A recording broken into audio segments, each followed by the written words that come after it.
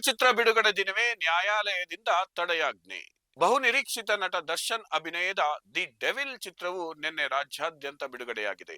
Cinema ವೀಕ್ಷಿಸಿದ ಅಭಿಮಾನಿಗಳು ಚಿತ್ರಕ್ಕೆ ವ್ಯಾಪಕ ಮೆಚ್ಚುಗೆ ವ್ಯಕ್ತಪಡಿಸಿದ್ದಾರೆ. ಆದರೆ ಚಿತ್ರದ ಬಿಡುಗಡೆಯ ಜೊತೆಗೆ ನ್ಯಾಯಾಲಯದ ಒಂದು ವಿಶೇಷ ಆದೇಶ ಈಗ ತೀವ್ರ ಚರ್ಚೆಗೆ ಗ್ರಾಸವಾಗಿದೆ.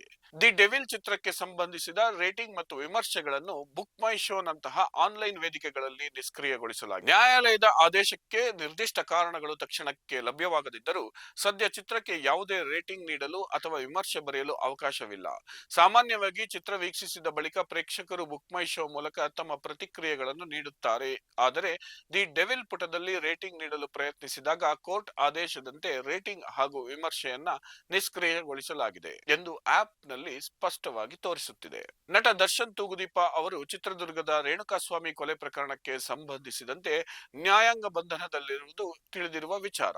ಈ ಹಿನ್ನೆಲೆಯಲ್ಲಿ ಚಿತ್ರಕ್ಕಿಂತ ಹೆಚ್ಚಾಗಿ ಸದ್ಯ ನಡೆಯುತ್ತಿರುವ ಕಾನೂನು ಪ್ರಕ್ರಿಯೆಗಳಿಗೆ ಸಂಬಂಧಿಸಿದಂತೆ ಅಪ್ರಸ್ತುತ ಅಥವಾ ಕಾನೂನುಬದ್ಧವಾಗಿ ಸೂಕ್ಷ್ಮ ಚರ್ಚೆಗಳಿಗೆ ವಿಮರ್ಶೆಯಂತಹ ವಿಭಾಗಗಳು ದುರುಪಯೋಗವಾಗುವುದನ್ನ ತಡೆಗಟ್ಟುವ ಉದ್ದೇಶದಿಂದ ಈ ಕ್ರಮ ಕೈಗೊಳ್ಳಲಾಗಿದೆ ಎಂದು ಹೇಳಲಾಗಿದೆ.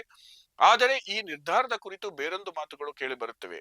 ವೈಯಕ್ತಿಕ ದ್ವೇಷದಿಂದ ಸಿನಿಮಾ ಚೆನ್ನಾಗಿದ್ದರೂ ನಕಾರಾತ್ಮಕ ವಿಮರ್ಶೆಗಳು ಮತ್ತು ಕಡಿಮೆ ರೇಟಿಂಗ್ಗಳು ಬರುವ ಸಾಧ್ಯತೆ ಇರುತ್ತದೆ. ಈ ಕಾರಣದಿಂದಲೇ ರೇಟಿಂಗ್ಗಳನ್ನು ನಿಷ್ಕ್ರಿಯಗೊಳಿಸಲಾಗಿದೆ ಎನ್ನಲಾಗಿದೆ. ಚಿತ್ರ ವೀಕ್ಷಿಸಿದ ಬಳಿಕ ಮಾತನಾಡಿದ ದರ್ಶನ್ ಅವರ ಸಹೋದರ ಮತ್ತು ನಿರ್ದೇಶಕ ದಿನಕರ್ ತೂಗುದೀಪ ಅವರು ಈ ಕುರಿತು ಸ್ಪಷ್ಟನೆ ನೀಡಿದ್ದಾರೆ. ನೆಗೆಟಿವ್ ವಿಮರ್ಶೆ ಬರುವ ಸಾಧ್ಯತೆ ಇರುವುದರಿಂದ ಅದನ್ನು ಆಫ್ ಮಾಡಿಸಿದ್ದೇವೆ. ದುಡ್ಡು ಕೊಟ್ಟು ನಕಾರಾತ್ಮಕ ರೇಟಿಂಗ್ ಮಾಡಿಸುವ ಕೆಲಸ ಆಗುತ್ತಿದೆ. ಈ ಮೂಲಕ ಸಿನಿಮಾ ಸಂಸ್ಕೃತಿಯನ್ನು ಹಾಳು ಮಾಡುವ ಕೆಲಸ ಆಗುತ್ತಿದೆ. ನನ್ನ ಹಿಂದಿನ ರಾಯಲ್ ಸಿನಿಮಾಗೂ ಇದೇ ಅನುಭವ ಆಗಿತ್ತು. ಆಗ ಬೇಕೆಂದೇ ನೆಗೆಟಿವ್ ವಿಮರ್ಶೆ ಕೊಡಿಸಿದ್ದರು. ಅದಕ್ಕೆ ಈ ನಿರ್ಧಾರ ಕೈಗೊಂಡಿದ್ದೇವೆ ಎಂದು ಅವರು ಹೇಳಿದರು. ಒಟ್ಟಾರೆಯಾಗಿ ಕೆಲವು ಅಧಿಕೃತ ವೇದಿಕೆಗಳಲ್ಲಿ ರೇಟಿಂಗ್ಗಳು ಮತ್ತು ವಿಮರ್ಶೆಗಳನ್ನು ನಿಷ್ಕ್ರಿಯಗೊಳಿಸಲಾಗಿದ್ದರೂ ಸಾಮಾಜಿಕ ಮಾಧ್ಯಮ ವೇದಿಕೆಗಳಲ್ಲಿ ಪ್ರೇಕ್ಷಕರು ತಮ್ಮ ಅಭಿಪ್ರಾಯಗಳನ್ನು ವ್ಯಕ್ತಪಡಿಸುತ್ತಿದ್ದಾರೆ. ಸದ್ಯ ದಿ ಡೆವಿಲ್ ಚಿತ್ರಕ್ಕೆ ಪ್ರೇಕ್ಷಕರಿಂದ ಮಿಶ್ರ ಪ್ರತಿಕ್ರಿಯೆಗಳು ವ್ಯಕ್ತವಾಗುತ್ತಿದ್ದು, ನ್ಯಾಯಾಲಯದ ಈ ಆದೇಶವು ಕನ್ನಡ ಚಿತ್ರರಂಗದಲ್ಲಿ ಹೊಸ ಚರ್ಚೆಗೆ ನಾಂದಿ ಹಾಡಿದೆ.